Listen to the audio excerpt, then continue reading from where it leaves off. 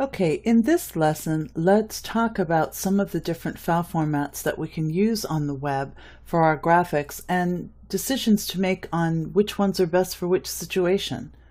So I have listed here on this particular document, and by the way, I'm in the Lesson 6 folder and I'm in a file called Chapter 6 Graphics.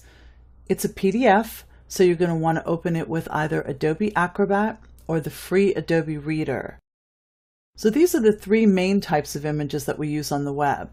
We have JPEG, we have GIF, and we have PNG. So the JPEG, let's talk about that one first and some of the pluses and minuses of it. JPEG stands for Joint Photographic Experts Group. That's great information to have if you're ever at a Photoshop trivia party like I am. RGB is the color space that we're using. It has a possible 16.7 million colors, so you can get really rich color with a JPEG. It's a good choice for continuous tone images, and what we mean by that are images like photographs that have a lot of variations between colors. So gradients and just, so many different shades here as opposed to a flat, solid color. That's a continuous tone image. So photographs, gradients, and blends, it's perfect for that. No support for transparency in a JPEG and no support for animation. So it's perfect for photos that you want to have rich, full-bodied color. The next one is a GIF or GIF. I call it a GIF. It stands for Graphic Interchange Format. It has index color as the color space, so you only have 256 colors to pick from.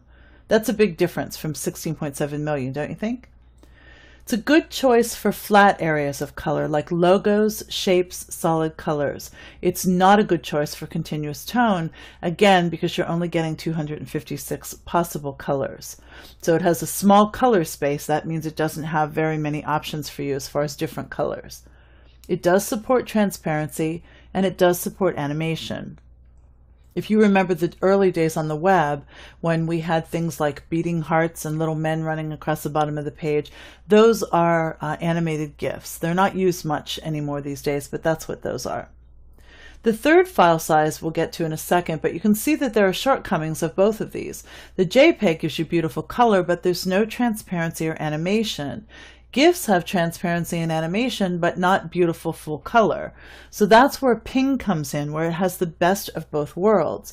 A PNG stands for Portable Network Graphic. It is an RGB color space, so it has a possible 16.7 million colors. It is a good choice for continuous tone images, but you can also use it for flat areas of color, but it's really best for continuous tone. It does support transparency, so if you have masked part of your images in Photoshop, you'll be able to get that nice transparency, and it does support animation. These can tend to be large files, so you have to pay attention to that as you're working with them, but that just gives you a quick overview of the three different types of images that we use to put graphics on the web.